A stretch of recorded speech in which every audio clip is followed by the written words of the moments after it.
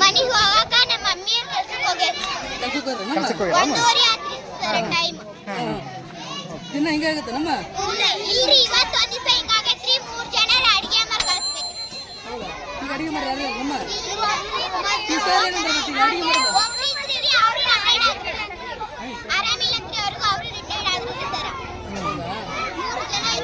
ಇವಾಗ 1:30 ಆಯ್ತು ಮತ್ತೆ ಊಟ ಟೈಮ್ ಆಗೈತಿ ಇನ್ನೂ ಊಟ ಕೊಟ್ಟಿಲ್ಲ ಸರ್ ಕೇಳಿದ್ರೆ ಏನ್ ಹೇಳ್ತಾರ ಸರ್ ಏನ್ ಹೇಳ್ತಾರ ಮನೆಗೆ ಹೋಗಂತಾರಿ ಸರ್ ಮನೆಗೆ ಹೋಗಿ ಊಟ ಮಾಡಂತಾರಿ ಮನೆಗೆ ಹೋಗಕ ಅಮ್ಮರ ಕೆಲಸಕ್ಕೆ ಹೋಗ್ಯಾರಿ ಅಪ್ಪರ ವ್ಯಾಪಾರಕ್ಕೆ ಹೋಗ್ಯಾರ ಹೌದಾ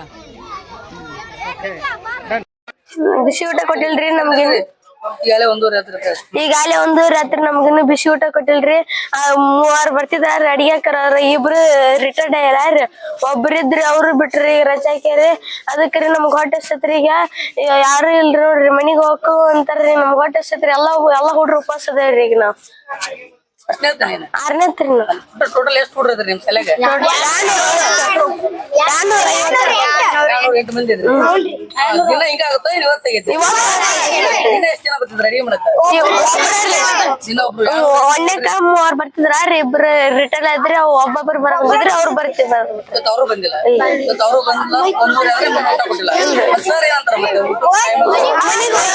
ಮನಿಗ್ ಸರ್ಕಾರ ಬಿಸಿ ಊಟ ಕೊಡುತ್ತಲ್ಲ ಮತ್ತೆ ನಾವ್ ಕೇಳಿದ್ರು ಅವ್ರು ಮನಿಗ್ ಹೋಗಿ ಉಣ್ಬಾರ್ದು ಮಾಡಿಲ್ಲ ಅವಾಗ 3 ಜನ ಬರ್ತಿದ್ರು ಅವ್ರು ಒಂದಿಬ್ರು ರಿಟೈರ್ಡ್ ಆದ್ರ ಆಯ್ತದ ಕೆಮ್ಮ ಮುಂಜಾನೆ ಬಂದು ಹಾಲ್ ಮಾಡಿ ನನ್ ಚಳಿ ಚಕ್ರ ಬರಕತ್ತೈತಿ ಅಂತಂದು ಮನಿಗ್ ಹೋಗಿಂದ ಸರ್ ಮನಿಗ್ ಹೋಗಿ ಊಟ ಮಾಡಿ ಬರ್ರಿ ಅಂದ್ರ ಇವ್ರಷ್ಟ್ರ ಹೊಟ್ಟಿ ಹಸ್ತೈತಿ ಈಗ ಅದಕ್ಕೆ ಪರಿಹಾರ ಏನಂತ ಸರ್ ಮನಿಗ್ ಹೋಗಿ ಉಂಡು ಬಂದ್ರಿ ಅವ್ರು ಕೊಯ್ಲು ಉಣ್ಣಕಂದ್ರೆ ಬೇರೆ ಇದ್ರ ಬೈತಾರೆ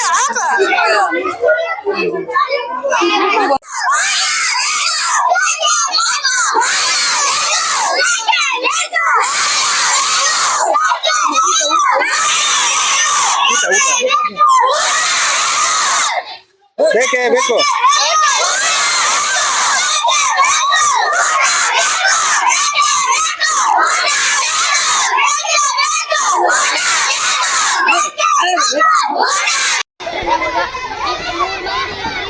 ಇಬ್ರು ರಿಟೈರ್ಡ್ ಆಗ್ಯಾರಿ ಒಬ್ರಿದ್ರಿ ಅವ್ರಿಗೆ ಏನೋ ಇವತ್ತ ಆರಾಮಿಲ್ಲ ಅಂತ್ರಿ ಅಕ್ಕ ಇವತ್ತು ನಮಗೆ ಬಿಸಿ ಊಟ ಇಲ್ರಿ ಸರ್ ಆಲೇ 1:30 ಐತ್ರಿ ಟೈಮ್ ಅಕ್ಕ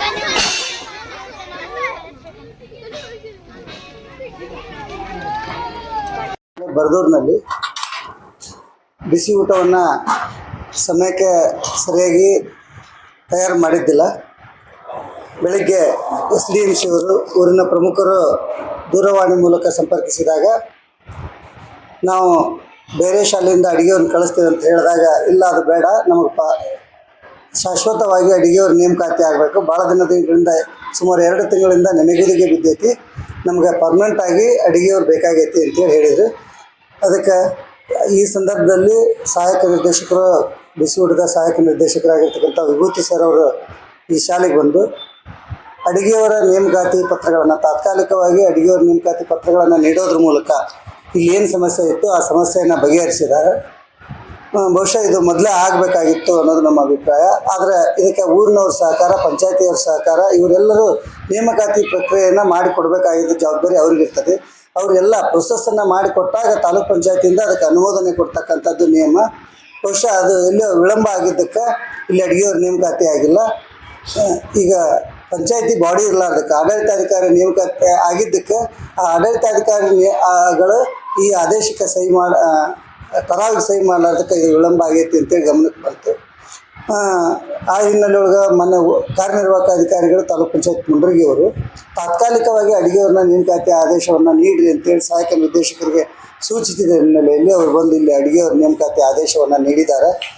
ಸಮಸ್ಯೆ ಇಬ್ಬರು ಅಡುಗೆಯವರು ಈಗಾಗಲೇ ಅಡುಗೆಯವ್ರನ್ನ ಮಾಡ್ತಾ ಇದ್ದಾರೆ. ಆದರೆ 2 ಗಂಟೆದೊಳಗೆ ಊಟ ಕೊಡಬೇಕಾಗಿತ್ತು, ಸ್ವಲ್ಪ ಡಿಲೇ ಆಗೈತಿ. ಈಗ ಮಕ್ಕಳಿಗೆ ಬಾಳೆಹಣ್ಣು ಅದನ್ನೆಲ್ಲ ಕೊಟ್ಟೈತಿ.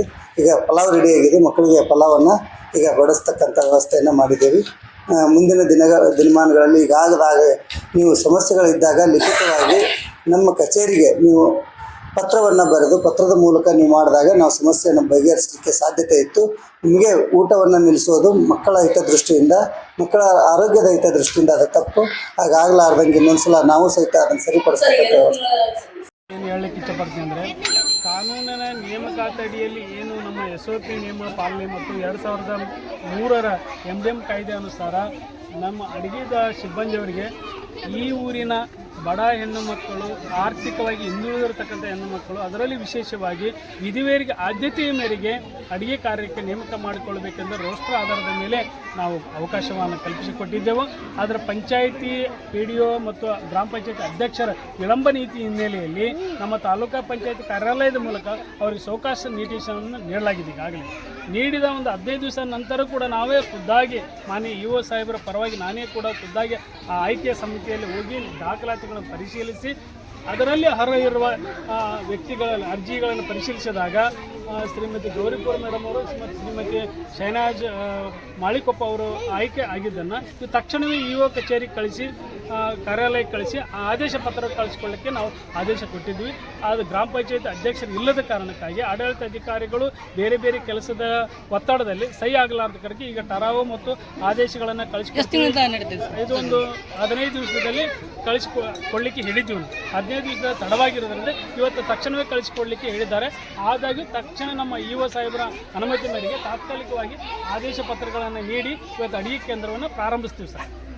ತಾತ್ಕಾಲಿಕ ಪರ್ಮನೆಂಟ್ ಯಾವಾಗ?